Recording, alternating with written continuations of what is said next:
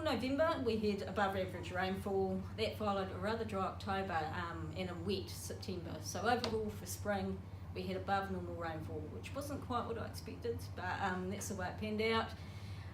Looking ahead, we're on the cusp of El Nino. Hasn't quite come about just yet, but that's sort of the way it's going. And so the outlook for the next few months is for around about normal rainfall. We have some high pressures over the sort of south and central part of the country. It means we might get we get sort of easterlies, westerlies, but it might sort of favour easterlies a bit, and that will give us kind of normal temperatures or above normal, because we've got quite warm seas around us at the moment. And like I say, that rainfall around about normal.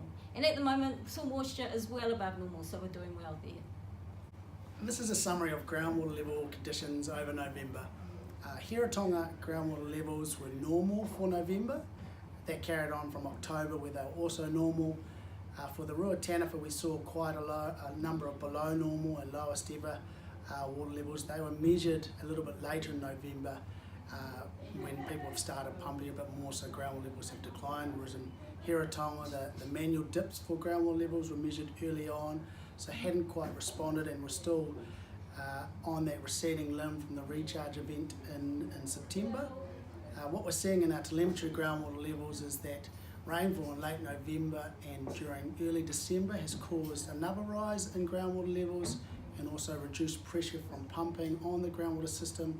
So there's a bit of recovery in the groundwater system in both the Ruataniwha and the Hiratonga over these months. River flows over the last few months have been a bit of a mixed bag. We've had above average flows across the region through September. October, mostly below normal.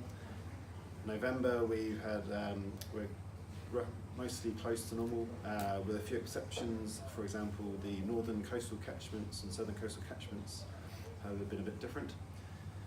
Forecast going into the next few months and over Christmas is that river flows are likely to be close to or below normal.